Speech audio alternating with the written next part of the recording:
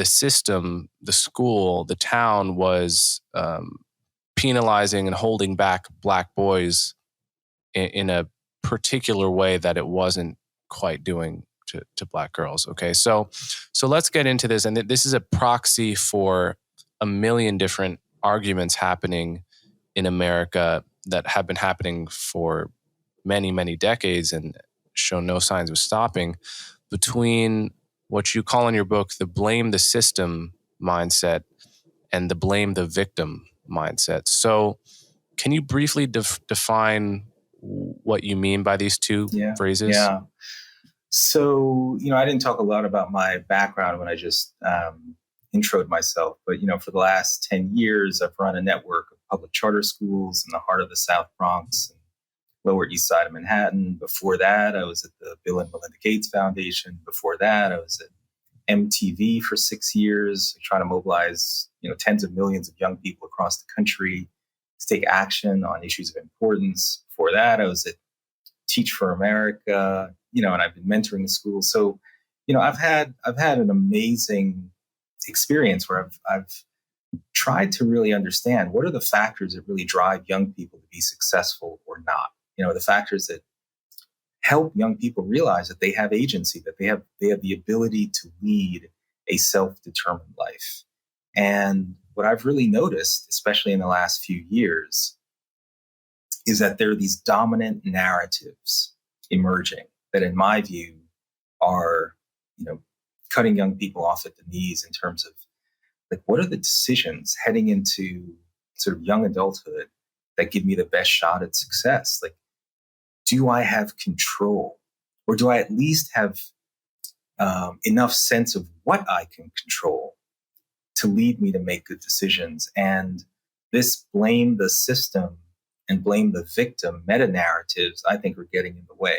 Blame the system I describe as a view of America that if you're not achieving the American dream, then it's because America itself is flawed at the core, right? It's inherently racist. It's oppressive based on skin color, gender, class.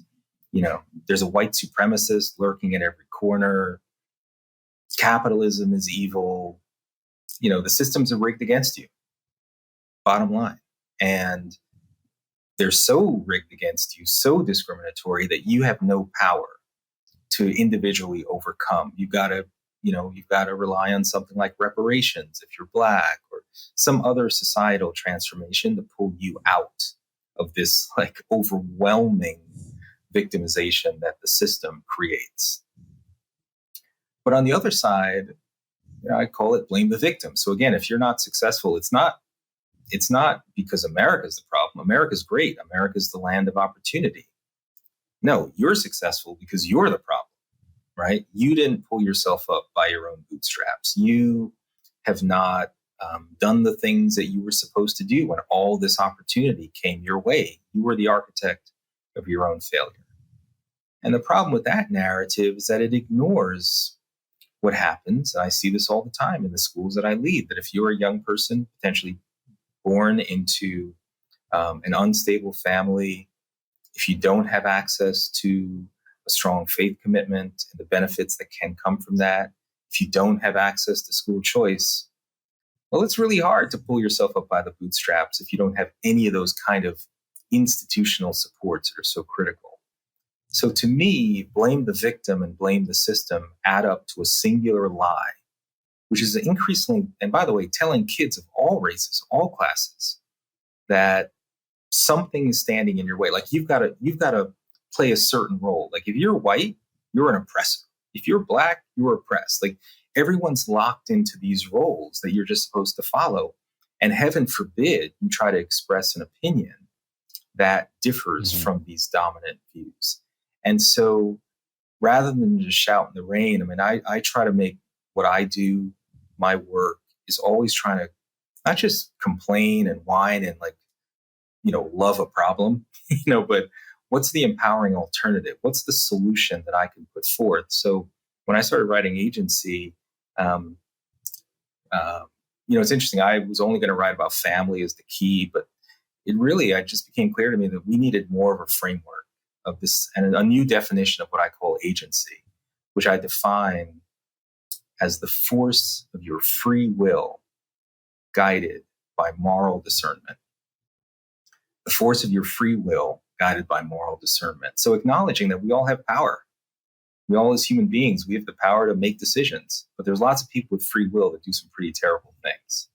So moral discernment, and we can talk about it. So think of agency like a vector or velocity, where velocity is not just speed, it's speed and direction. So if we all have free will, where does the ability to become morally discerning come from? And that's my framework: free, family, religion, education, and entrepreneurship.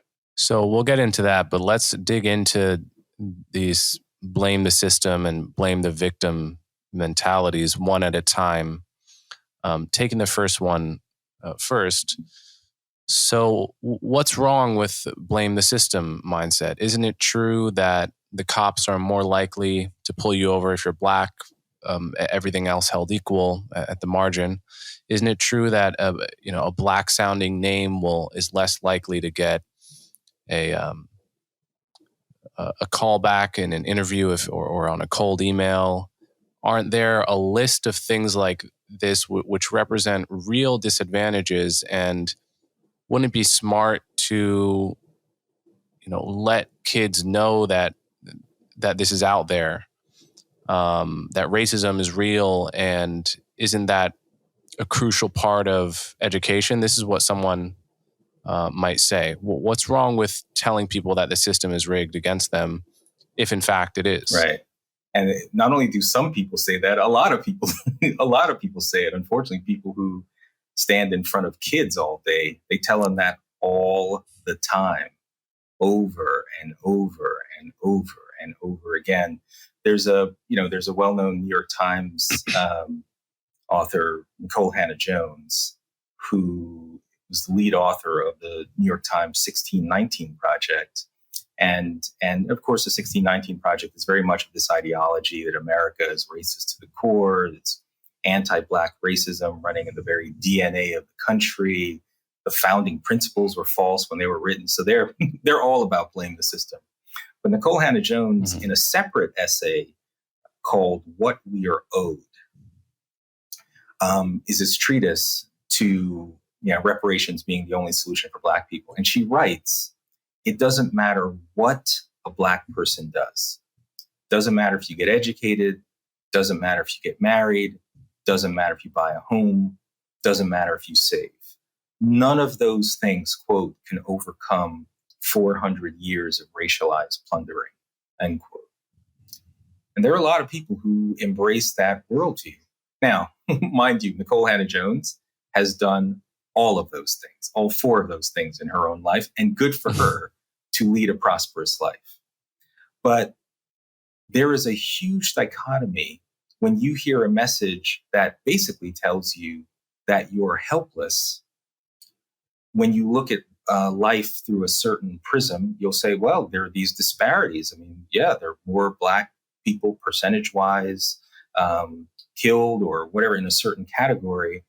But then you've got to dissect the information, right? So let's take one example, the racial wealth gap. Because when you could argue that the racial wealth gap is vibrant proof of systemic discrimination. Based on the 2019 survey of consumer finances, the average white family has about $160,000 more wealth than the average Black family. There it is. Boom. Mic drop. Done. That's the proof. Like, okay, that's a true disparity. That's real. The question is, what is going on beneath those numbers, right? Because if you just take into account two other factors, family structure and education, the average Black married, college-educated family has about $160,000 more wealth than the average white single-parent family. So what does that mean? Does that disprove that there's systemic discrimination? No, not necessarily. But what it does say is that there are factors beyond race that maybe make a difference in what you as an individual have the ability to achieve. So when you say what's wrong with telling a kid that discrimination exists, sure, I like to say there's systemic discrimination, there's structural racism, systemic racism, institutional racism. But you know what? There's also surmountable racism. And I don't say that euphemistically. I say it because there are millions and millions and millions of Black people that are doing great in our country for a whole bunch of reasons, which we can talk about. And by the way, there are also millions and millions and millions of white people that are not doing well. And maybe we should widen our aperture beyond race as the dominant factor that we think is so explanatory for all these conditions. So the blame the system ideology just falls down because there are innumerable examples of people who are supposed to be succumbing to the oppression of the system, and yet they're flourishing. And they're not just flourishing randomly.